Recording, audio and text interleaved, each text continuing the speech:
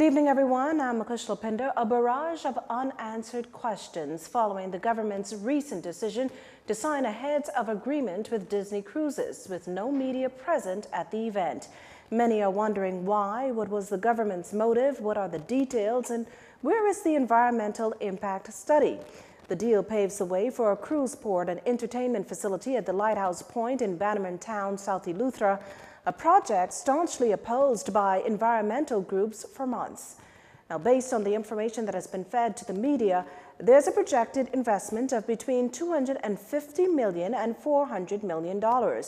Further, with Disney completing acquisition of private property, approximately 190 acres of that land will be conveyed to the government for conservation and a national park. The appraised value of the land donation is $6.29 million. We've also been told that under the heads of agreement, DCL will ensure a minimum of 120 Bahamians to be employed directly during the construction of the project.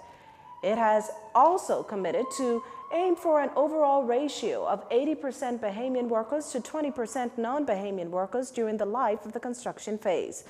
This, of course, is subject to qualified labor being available and the need to ensure the highest level of technical compliance with international standards. Now, DCL says it will also create as many as 150 permanent sustainable jobs with health benefits in a range of positions for Bahamians once construction is completed, and that it will partner with agencies to develop training and professional development programs. Well, in a brief statement, Disney Cruises President Jeff Fowl noted how pleased he is to have finalized an agreement with the government, one that will enable them to create new and sustainable economic opportunities for Eleutherans while celebrating the natural beauty and culture of the place. Mr. Fowl said the past few months have been spent exploring Eleuthera, building relationships with current and future business owners who have an interest in working with them and supporting philanthropic initiatives that benefit children and families. Focus, he said, has also been placed on the fieldwork necessary for completing a comprehensive environmental impact assessment and management plan, which is expected to be completed over the next few months in close consultation with the government. Well, the Minnis administration campaigned hard on being open and transparent, but the opposition's holding firm that this weekend's secretive heads of agreement signing says otherwise. The obvious response would be to point out that this is supposedly the government of openness and transparency. And so there they are, signing a heads of agreement.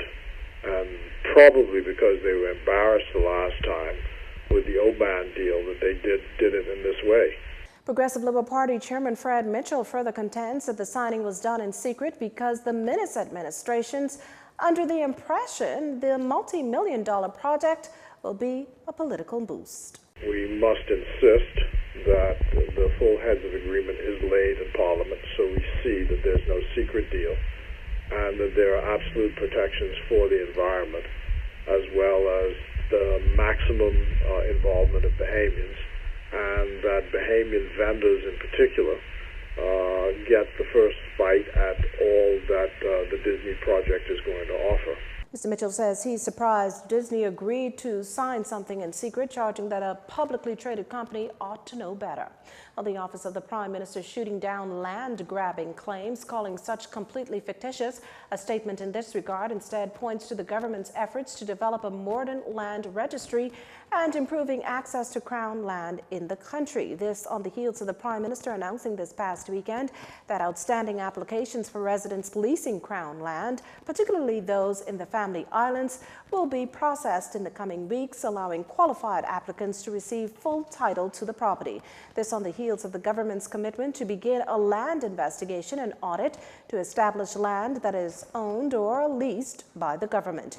You're watching JCN News. Stay with us. This segment of the news was brought to you by Alive.